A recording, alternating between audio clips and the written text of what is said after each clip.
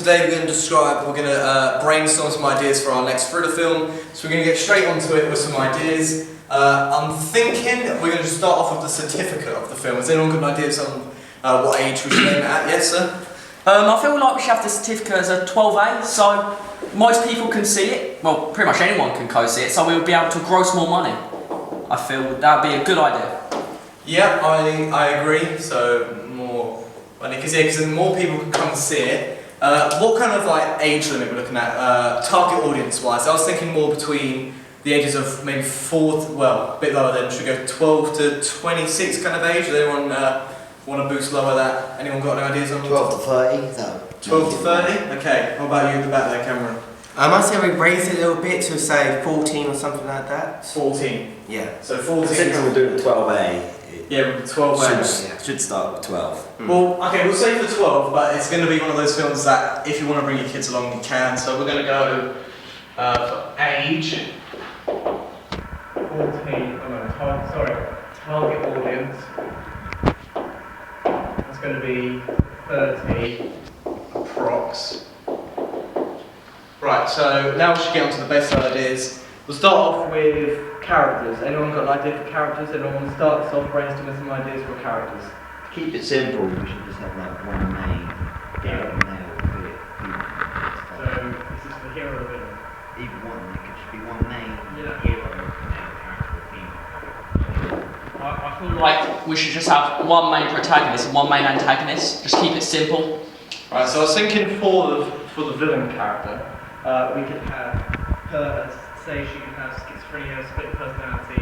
Like in Animals and Misery, we can have that. And psycho, because we can have two characters in one sort of, so if we put split. Because I feel like his name, we can have it gain trust from the hero, so. And then turn rage. I feel like, sorry for me interrupting, we should stick to some of the conventions of thriller films, so have the main character, the protagonist, be some sort of police officer, detective, or someone who's trying to find something out, like solving a mystery. So should we have this villain as a murderer to link in with that? Yeah, that's a typical convention. Yes, we can keep it simple but then expand on that. So we'll keep the hero for now. So anyone else want to give police, detective? Anyone else want to add to that? Well, I think we should make the villain a bit, you wouldn't really know that they are a villain, so it's a bit... That's where the split personality comes in. Because like their job or role, so like a priest or something like that. Okay, well I'm liking that actually. So, a bit like a plot twist, trying to trick the audience, like they do in, say, Seven, Memento, those sort of films. Keeping the audience on the edge of their seat, keeping the suspense up. I like the audience thinking, yeah. Yeah, an intensity. Okay, so we're going to go back to the hero now. So we got a policeman, any young, old, I think maybe young trainee. Yeah, so say young, naive. Then it could be a bit of an underdog, because everyone wants to say an underdog. Yeah, so we'll put and then young trainee. In contrast to that, I feel like the antagonist has got to be a bit older and wiser. I'm kind of getting the sense of Silence of the Lambs, young trainee woman and then older criminal, so I'm liking where this is going. Yeah. So, just thinking the conventions, it works, those films sell. Intelligence. Yeah, intelligent. high intelligence. Like a criminal mastermind. Mastermind. Right, we'll leave that for a minute, we're going to go on to location. Anyone ideas for location? Well, because it's a police officer, might as well go with an urban environment instead of rural. We could have a rural environment depending on whether the police officer, the hero, is investigating a crime scene or something in a rural environment. So rural investigation. Yeah. Like a village or something like that. Something where it's a bit more isolated, creates a bit more suspense.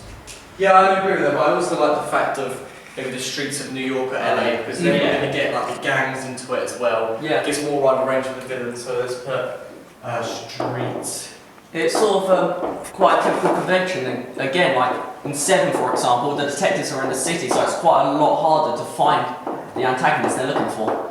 Hard to find film protagonist. Should we have at some point in it some abandoned location, like an abandoned, broken down building? Because Like a factory or something like that, a hospital that are usually found in like these urban areas. yeah, like a closed down one. Yeah. Yeah, because I was kind of thinking, you get like a house or a factory in the middle of nowhere, the villain ends up taking the civilians or the hero there. People, audience are going to know they're in trouble. Yeah. So it's again creating. Like the place the murderer commits their crimes, they always take them to this abandoned place and murders them. Helplessness, I put loneliness. Lonely. Anyone? I was also thinking for the New York type thing. We want to have an intense CGI chase scene. We could have them in the skyscrapers. You know, we can throw in helicopters in there, jump from building to building. Make it. If we want to have a really intense segment, so we'll put skyscrapers. Alright. And then chase. Question mark if we need to. Right, we're going to move on to music. Anyone want to throw any ideas about music in there? What we come thinking? We should probably stick to the conventions again, like in Jaws or something. So not much non-diegetic music, but in bits when there's suspense, like you know, Build up, build let the intention of the scene in a way. Build up for intensity.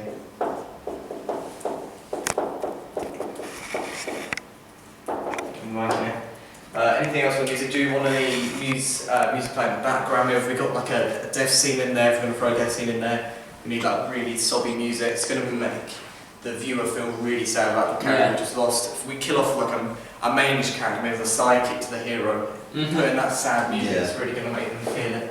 Very orchestral, like violins, basses, all that kind of thing, in like an orchestra, to make it seem a bit more sad. And then maybe we can have a bit more sort of electronic music for action scenes. So we want like fast-paced music. Yeah. So I'll put fast-paced electronic. Creates a contrast between Contrast. the intensity of certain scenes and the sadness of others. So the audience will be able to recognise that. Contrasts. And then we want like deep, heavy music for when we see the villain. Yeah. It's like really uneasy sounds to listen to. It's going to make the audience despise the villain even more. So we'll put Claws on a chalkboard sound. exactly. Uncomfortable sounds. Uncomfortable. Physically and mentally uncomfortable, makes the audience feel. Screaming. Yeah, very high pitched sounds that make you feel very uncomfortable. This is looking good. This is looking good. Right. What are we going to move on to now? Camera shots. If there's any camera shots that we really want to add in? Any ones that someone's been inspired by in the films they've been looking at? I think from some of the research I've done, we need some bird eye views shots to make. So sort of when the villain has the upper hand because of his great intelligence, sort of needs to be looking down on our protagonist and making him feel small and weak. I was going to put so we can observe the city that we're in. So observe That's the an city. establishing shot, Yeah. which establishes where we are creating interest in the place.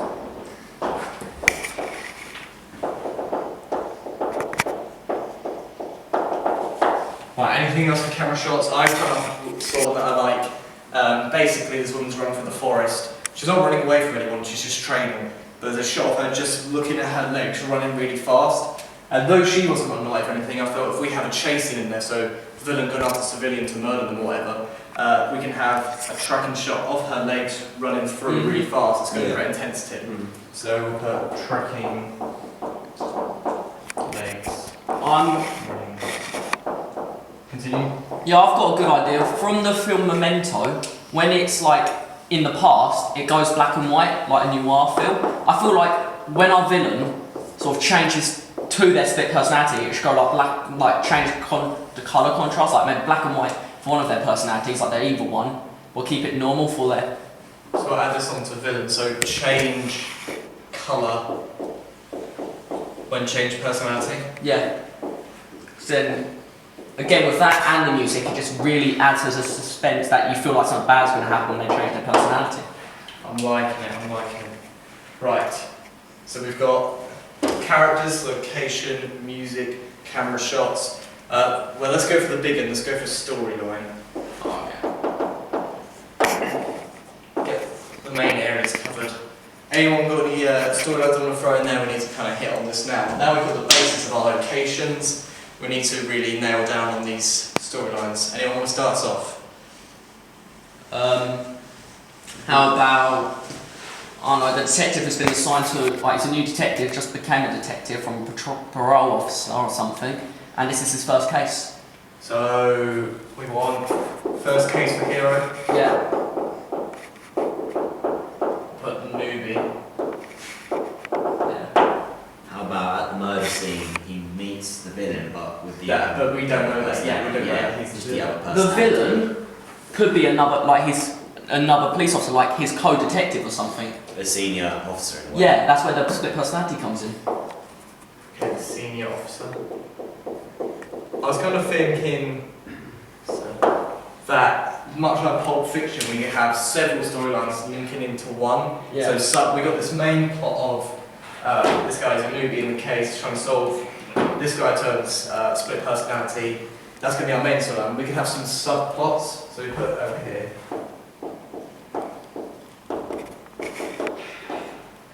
So anyone got like, I'm thinking of like a gang attack.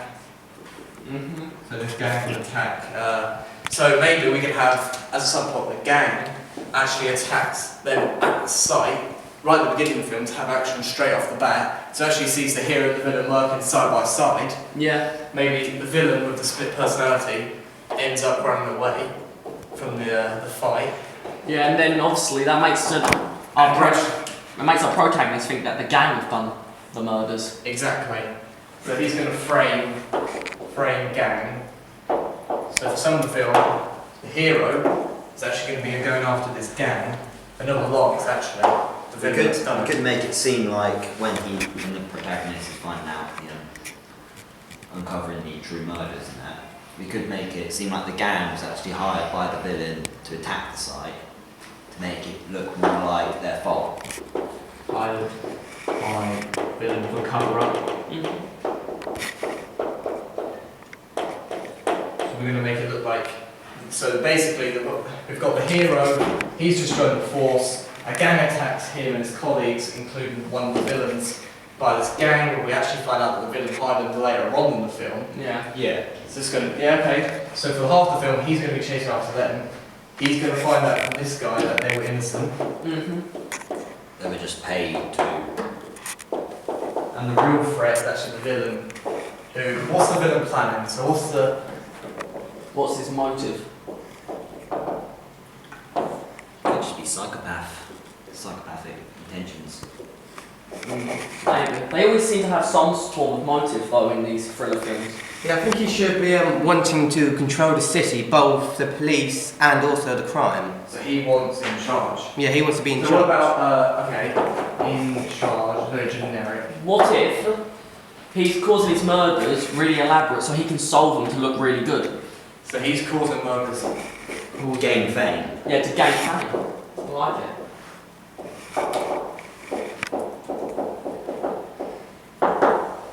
And that's our motive. But we won't find that out until Later. Later. Maybe the end. Maybe villain on battle. Yeah. So while we're at the subject of the end, I take it we're going to have the hero versus villain. We Yeah. want them to. Yeah. No SWAT teams, no police, we just want them to. So if I put up here, ending. I feel Anyone like got ideas for the location of the music for this scene? This music could build up during fight, so it starts off. I don't know. Very simple. While they're talking, While about they're it, while talking, he's finding out. size each other up. Then when they get into the fight, it builds in, We could build. culminates I- at the end. I feel like a bit like The Good, the Bad, the Ugly. Clint Eastwood film. There shouldn't really be a fight. It should be like the intense dialogue and build up, like you said, and then just maybe one swift shot from one of them or something. Just to end it so abruptly. Abrupt ending, like not what the audience expects. Well, we could do that. So the problem is, I'm thinking with the target audience we've got, I'm thinking that the younger side, and because of what's happened throughout the film, they're going to expect a battle. Like a Unless fist fight. unless none of them dies, unless the villain actually escapes. Maybe. Yeah, that'd be better killing that. So it's okay. Leave it open to interpretation. That's it. Let the audience decide, did he die, did he not? Did he get audience decide on liking it? A bit like, obviously, a lot of Quentin Tarantino films or Scorsese, you know, Christopher Nolan films, all these sort of traditional thrillers, you're never quite sure what has happened. Like whether someone is good or bad, whether they died or not. I'm liking it. I'm just going to have a look through my notes. We need to know, so target audience, it's there, we've got a certificate of 12A. Edited? I was actually going to move on to running time. Alright. Has anyone got ideas? I did a bit of research, and for us as the audience, we don't want to keep them for hours and hours. They're going to be in education or they're going to have work, so we don't want to have such a long film that they don't have time to watch it. So I'm thinking around 2 hours max. Yeah, 2 hours max is a good example. That's a good Anyone running going time. less than that anymore? No, that That would will be be set up for a max 2 hours. Yeah, because from my research, most thriller films are around 2 hours to 2.5 hours, from what I've looked at. And while we're here, we'll quickly discuss editing. Anyone got any specific edits they want to have in the